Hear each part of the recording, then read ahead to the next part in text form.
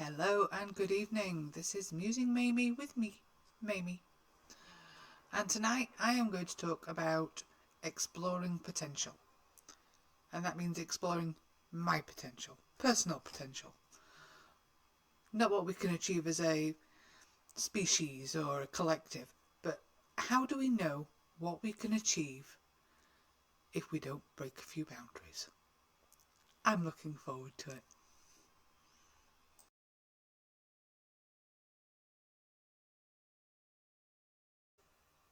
Hi. So today I want to talk about exploring potential. And I touched on it a little bit when I was talking about self-discovery, and I rambled a bit. But this is about taking the desires and indulgences that I'm exploring and seeing where they fit in the next 40 years of my life. Because I get it, at 42, I am middle-aged. I am not arguing that. But it also means I've got half my life left. Do I want to be stuck just doing the same thing over and over and over just because it's what I've done for the first half of my life? And not even the first half. The first 20 years weren't even your own choices, really. You were heavily influenced by what your parents told you to do and how they told you to behave and the values they instilled in you. So you spent the first 20 years of your adulthood adhering to those values and sticking with them. And there's a whole lot of talk about having a midlife crisis and everything. And I don't think it's a crisis at all. I think it's a realisation that you've already gone down one path, and if it's not working for you, you've still got half your life left to live, so you may as well try and make changes now. Because the way things are going, I will probably be working until I die. By the time I get to what retirement age is now, they'll have bumped it up by 10 years or 15. So I'm not expecting a retirement. I expect to be working till I'm 80, at least. Because the population is going to not decline so much, but birth rates are going to slow, so the younger generation is going to get smaller. So there won't be as many people to actually look after us in our dotage. So I'm exploring my desires and my indulgences, but I want to know where they will take me. Some of them might be relegated to hobbies and things that I indulge in my spare time. But there is a possibility and a probability that anything that I discover could actually take me into another career or another path, or just something really exciting that might fulfill me for the rest of my life. I'm not going in blindly, because as I discover more desires and more things that interest me and things that spark my curiosity, I'm learning. I'm going down a path that will teach me more things. And everything that I learn, whether I actually use it as career progression or changing to a new career path, what I learn I can use. And that is really quite thrilling. And every path that I discover is a different direction. It's a different opportunity. And all I need to do is discover which ones actually grab my attention, spark my curiosity and make me want to learn more. If I am satisfied with a small amount of information, that's probably not something that I want to, that's probably not a path that I want to follow. But if learning more just makes me want to learn more and learn more, then that might be a direction I want to go in.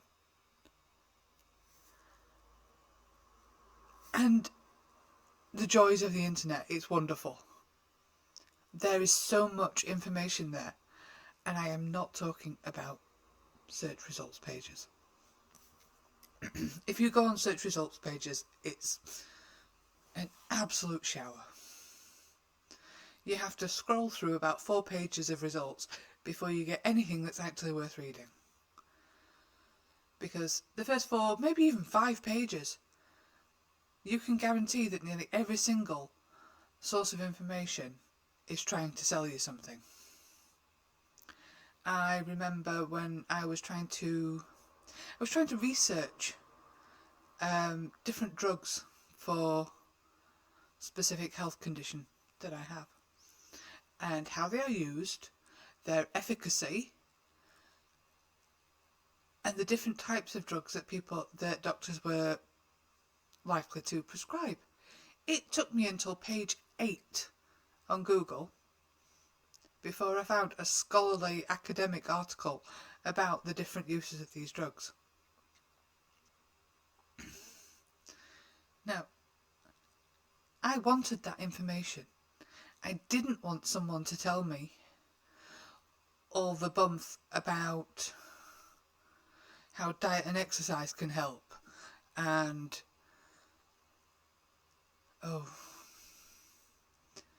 if I wasn't in need of the drugs, if the diet and exercise hadn't helped, I wouldn't be in need of the medication. I needed the information about the medication to make an informed decision. You can't make informed decision with sales pitches, because the person behind the sales pitch is trying to sell you something. Duh. But anyway, I'm going off on a tangent. But yeah. But yes, the internet is wonderful for learning. You do not need to pay any money to learn. There is information out there. Some of it may be false, but by and large you can actually find some credible, valid information. But there are also sources of learning, and you don't have to pay very much to make an initial foray into learning about your newly discovered interest. It doesn't mean that you have to spend thousands and thousands of pounds or euros or dollars on a comprehensive course that is probably not as comprehensive as it sounds, because it's actually a marketed one. Because yes, I've seen those. I've actually seen people trying to sell an online course that is virtually identical to something on Udemy that you can get at $11.99 when they've got their flash sale on, and trying to sell the same content for $1,500. It's not worth it. Really isn't. There isn't enough content to qualify for that amount of money. But if I'm still interested when I've finished a course, is there a second course that I can do? Yeah, awesome. I'll do that one. So I now have a very full Udemy queue. Perhaps I ought to start some of those. Actually, I have. But it just feels rather overwhelming when you've got 8 unstarted courses in your Udemy queue. But anyway, I want the rest of my life not to be drudge. I want it to actually mean something to me. I want it to include my interests, my curiosities, my desires, my passions. I do not want to be stuck doing nothing with myself for the rest of my life. So I am pushing the boundaries of my potential. I don't know what that is yet, but I'm going to find out.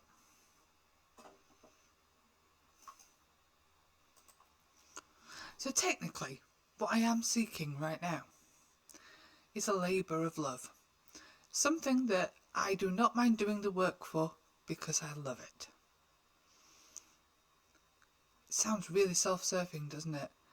But I cannot see myself having a fulfilled life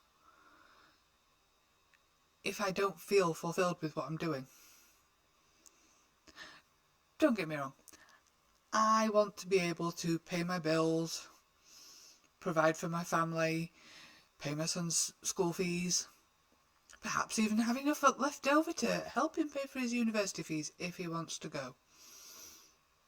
Although looking at how much university costs, probably not. It's all going to be loans. I have no desire to be rich. And given what I am discovering about myself and what I want to do with the rest of my life, I will never get rich doing those things. But if I can find a profession that will pay me enough to live comfortably without twisting my moral values and making me want to cry when I've finished, then that will be fulfilling for me.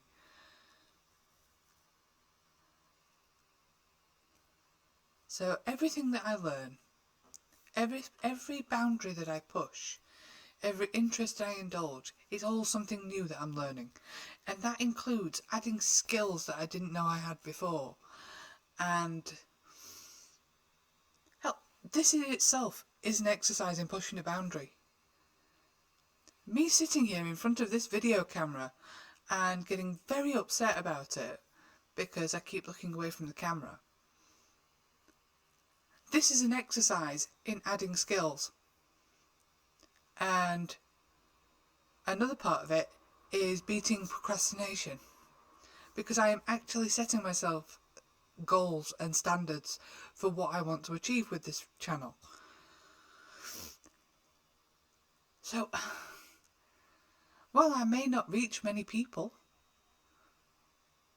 and I may not engage with many people, and that's fine, but this is an exercise in me being comfortable, in me being able to talk to people, even if you're not really there at the moment. I know, really weird sitting here talking to myself.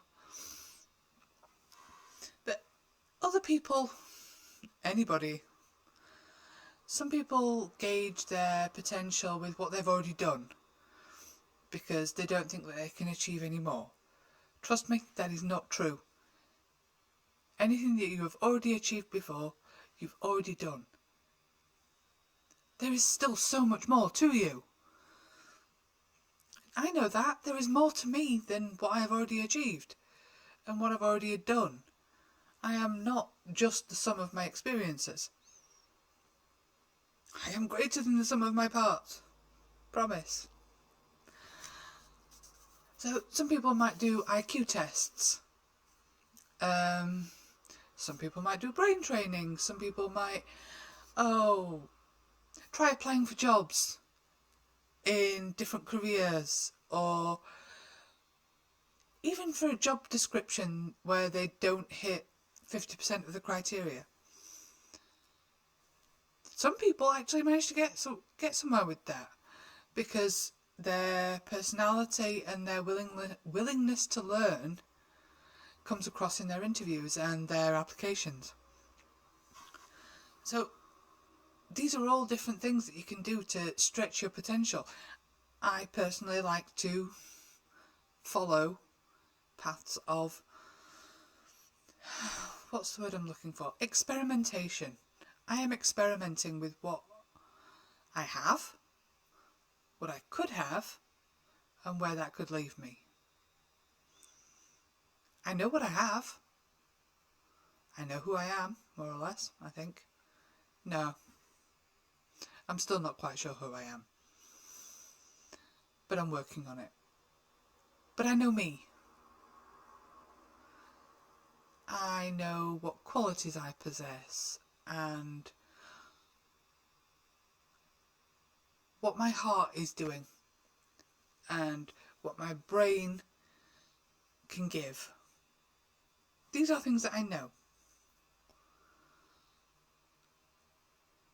But I haven't fully explored my interests, what my core values are, which values have actually developed since I left the original, the home environment where my values and my beliefs and everything were influenced heavily by my parents and my sister and my aunts and uncles and grandparents, blah, blah, blah.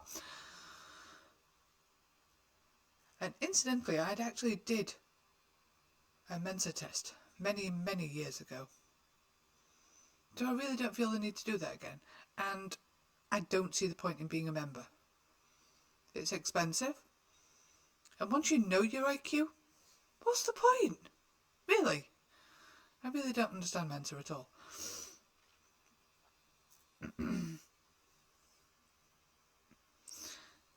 Now, I am not knocking meditation and mindfulness and going on spirit journeys and asking the heavens for answers.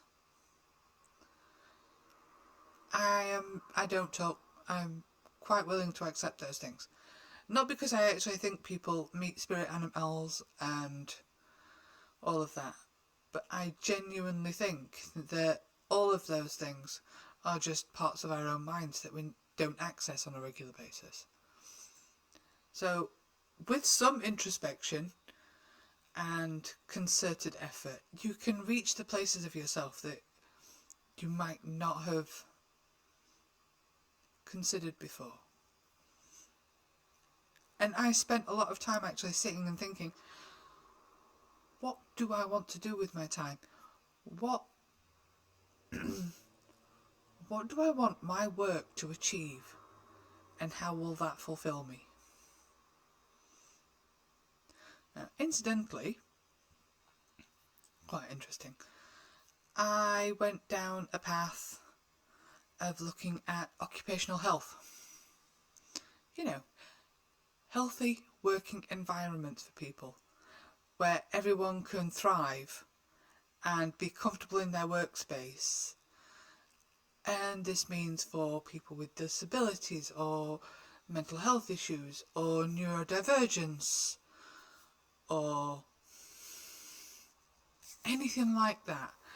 That actually made me start thinking, so I had a look. Occupational health is boring. It's all about health and safety rules. And all of the short-term courses I could find were all about building sites, and it was like, okay, I'll not bother.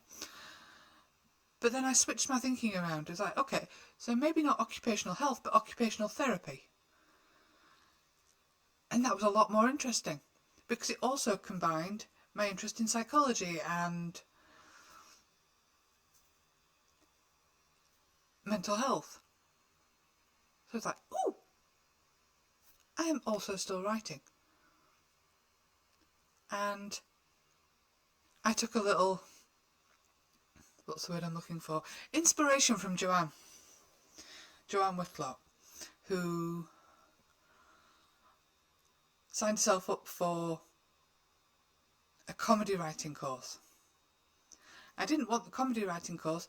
What I actually wanted was improv. But I found that as well. Because I don't always think well on my feet. I stutter. And you may have noticed I have a tendency to forget words in the moment. That's actually a holdover from an illness I had in my late teens. And it's getting worse as I get older. But I want to know what my potential is. And the quicker I find that out through study and exploration, the sooner I can actually make a move. And I'm excited about that. So, if anyone else has got any suggestions on how to broach the boundaries of what we consider our potential and what my potential might be for the future, I would really like to hear about that, because this is me on my journey right now. I am seeking a goal. I've got vague ideas, but I'm not sure where I'm going with them. We'll see where it goes. Trust me, I'm on a roll. And my next one like this is going to be about building foundations. Because if I try and build a new career and a new life and a new second half of my life, should I say, I'm quite happy with my life. But I just want a better second half that's more fulfilled. I need some foundations that I can build higher upon. Because if I try and just jump or build up to a new career and I don't have the foundations to work with from, my future's going to collapse like a badly built skyscraper at the first earthquake. And I live in Cyprus. We get earthquakes. So, bye bye for now, my lovelies, and I will see you again soon. This has been very late tonight. I had to wait until the thunderstorm stopped. Bye bye.